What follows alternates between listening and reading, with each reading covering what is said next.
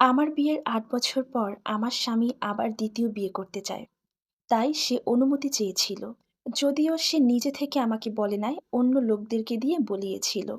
এই কথা শুনে আমি কি বলবো, জাস্ট ভাষা খুঁজে পাচ্ছিলাম না।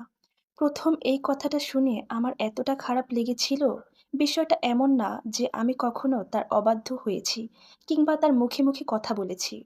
আমাদের সম্পর্কটা খুব ভালোই যাচ্ছিল। কিন্তু তবুও সে দ্বিতীয় বিয়ে করবেই। শুধুমাত্র বাহ্যিক ভালোবাসায় কি তার মনের তৃপ্তি মেটে? আমার মাঝে সে আর কোনো আকর্ষণ খুঁজে পায় না। মাত্র এক বাচ্চার মা হয়েছি আমি। এতেই নাকি আমাকে দেখতে অনেকটা খারাপ লাগে। এই কথাটা সে অনেকবার আমার নিজের কাছেই বলেছে। ইচ্ছা না থাকা সত্ত্বেও আমি তার বিয়েতে রাজি হয়ে যাই। তাকে বলেছি যে দেখে শুনে কোনো সুন্দরী ধার্মিক মেয়েকে বিয়ে করে নাও। কিন্তু আমার স্বামী আমার এই কথা মানতে নারাজ। সে বিয়ে করবে তার পরকীয়া প্রেমিকাকে, যে কিনা খুবই চরিত্রহীন একটা মেয়ে। বিয়ের আগে অনেকবার অনৈতিক কাজ করে ফেলেছে আমার স্বামীর সাথে। তাই আমার স্বামী ওই মেয়ের প্রেমে দিওয়ানা হয়ে আছে। সেই মেয়েটার ৩টা বাচ্চা আছে, স্বামী আছে, সংসার আছে। ৩ বাচ্চার মা হওয়া সত্ত্বেও ওই মেয়েটা দেখতে আমার থেকে অনেক বেশি আকর্ষণীয়। আমার মতো গাধার খাটুনি খেটে নিজের সৌন্দর্য নষ্ট করেনি। আমার শাশুড়ি একদম রাজি ছিল না এই বিয়েতে। আমাদের এত বিরোধিতা থাকা সত্ত্বেও ওই মহিলাকে এর কিছুদিনের মাঝেই আমার স্বামী বিয়ে করে সরাসরি বাড়িতে নিয়ে আসে। এখন অনেক ভাইয়েরা বলতে পারেন যে নিজের চরিত্র ঠিক রাখার জন্য পুরুষ মানুষ চাইলে ৪টা বিয়ে করতে পারে। আমি আপনাদেরকে বলছি, আপনারা একটু ভেবে বলেন তো কথাটা। ৩টা সন্তানের মা যে মহিলা, স্বামী সন্তান সংসার ভেঙে অন্য একটা পুরুষের সংসারে এসেছে, এটাকে কি চরিত্র রক্ষা বলে? আমিও তো একজন মহিলা, আমারও তো অনেক চাহিদা আছে।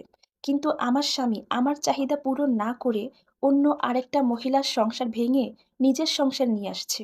এখন আমি কি করব? আমারও কি পরকীয়া করা উচিত? আর আমি যদি পরকীয়া করি তাহলে এই সমাজ কি আমাকে মানবে? নাকি মেয়ে বলে আমার কোনো চাহিদা থাকতে নেই? আমার তো ২ টা সন্তান আছে। আমি কি ওদের রেখে অন্য কোনো পুরুষকে গিয়ে বিয়ে করতে পারবো? যাই হোক, সে তার ২য় স্ত্রী নিয়ে আলাদা একটা রুমে থাকে।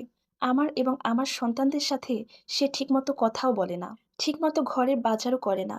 আজ ৩ দিন যাবৎ নতুন বউকে নিয়ে শ্বশুরবাড়িতে গেছে। ঘরে কোনো খাবার নেই। এখন যদি আমি ভিক্ষা করতে বের হই, তাহলে এই সমাজের কিছু সুশীল ভাইয়ারা বলবে, "দেখো, মহিলা ভিক্ষা করতে বের হইছে।" তবুও সতীনের সংসার মেনে নেয় না।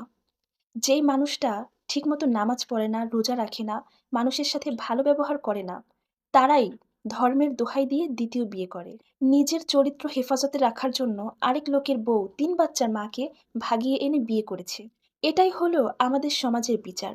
সমাজে এরকম ঘটনা কিন্তু অহরহ ঘটছে। যাদের চরিত্র খারাপ তারা কখনোই নিজের স্ত্রী যত সুন্দর হোক তাতে সন্তুষ্ট থাকে না। বলে যে স্ত্রী কালো, মোটা, দেখতে সুন্দর না, আকর্ষণীয় না, তাকে সুখ দিতে পারে না। এইসব অজুহাত দেখিয়ে ২য় বিয়ে করতে চায় কিংবা পরকীয়ার সম্পর্কে আসক্ত হয়ে যায়। এমন পুরুষদের জন্য নারীদের জীবন সত্যিই চরম দুর্বিষহ হয়ে ওঠে। এমন পুরুষদের জন্য নারীরা কলঙ্কিত।